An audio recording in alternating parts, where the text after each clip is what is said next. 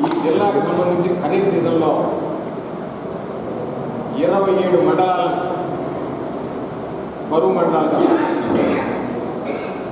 Kharif season అయిపోయి rabi season కూడా దాటిపోయినా సరే ఎక్కడ కూడా పేపర్ల మీద తప్ప, కాగితాల మీద తప్ప రైతాంగానికి సంబంధించి కరువు మండలాలుగా ప్రకటించిన తర్వాత ఒక్క మండలానికి కానీ, ఒక గ్రామానికి సంబంధించి కానీ, ఒక రైతుకు సంబంధించి కానీ ఇన్పుట్ సబ్సిడీ కానీ లేదా కరువు మండలాలుగా ప్రకటించిన తర్వాత సహాయక చర్యలు కానీ తీసుకున్నటువంటి దాఖలాలు లేవు.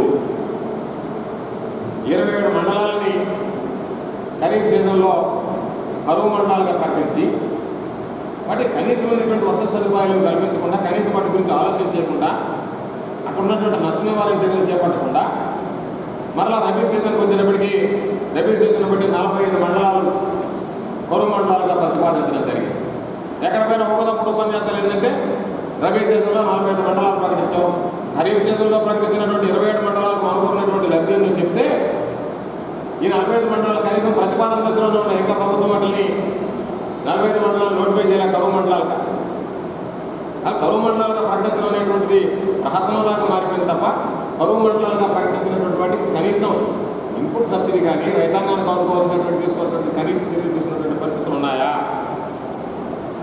ఈరోజు చంద్రబాబు నాయుడు గారు చెప్పారు అధికారంలో రాకుండా ప్రతి పంటకి గిట్టుబాటు ధర కల్పిస్తాం.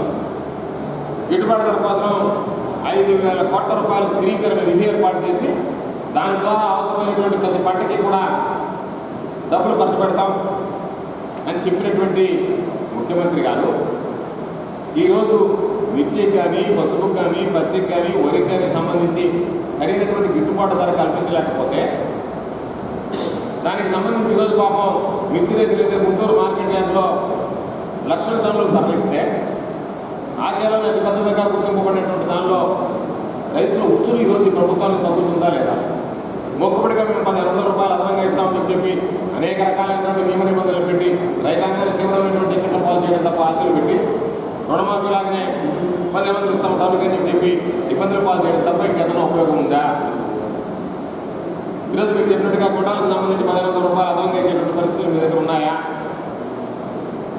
కాబట్టి ప్రభుత్వం అనేక రకాలుగా మోసపుచ్చేటువంటి ఆలోచన తప్ప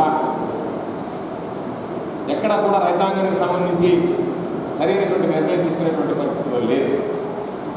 కాబట్టి ఈరోజు ప్రభుత్వం ఇచ్చినటువంటి హామీ ప్రకారం స్థిరీకరణ నిధి ఏర్పాటు చేసి రైతాంగాన్ని ఆదుకోవాల్సినటువంటి బాధ్యత ఉంది. ఆ బాధ్యతను ప్రభుత్వం విస్మరించింది కాబట్టి వైఎస్ఆర్ కాంగ్రెస్ పార్టీ అధ్యక్షుడు, ఆంధ్రప్రదేశ్ రాష్ట్ర అసెంబ్లీ ప్రతిపక్ష నాయకుడైనటువంటి వైఎస్ జగన్మోహన్ రెడ్డి గారు గుంటూరులో నిరాహార దీక్షకి పూనుకోవడం జరిగింది.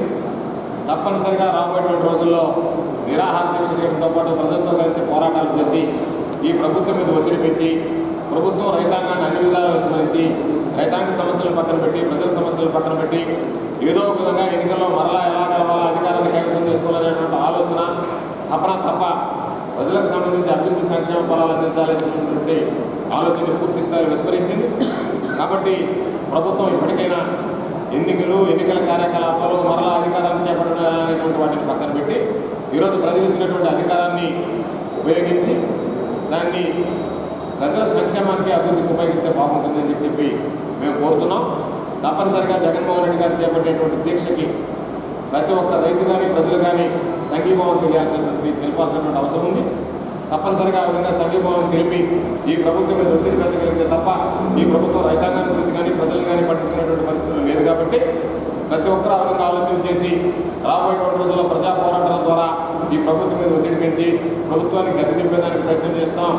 మీరు కనుక అనుకున్నటువంటి దిశగా అభివృద్ధి సంక్షేమ ఫలాలను గుర్తింపదనేటువంటి స్పష్టమైనటువంటి సంకేతాలు ఇవ్వాల్సినటువంటి సమయం ప్రారంభమైందని చెప్పి తెలియజేస్తూ ప్రభుత్వం ఎప్పటికైనా సరే రైతాంగానికి సంబంధించి వెంటనే చెప్పినటువంటి మాట ప్రకారం 5,000 కోట్ల రూపాయలు విడుదల చేసి రైతాంగాన్ని ఆదుకోవాల్సినటువంటి అవసరం ఉంది.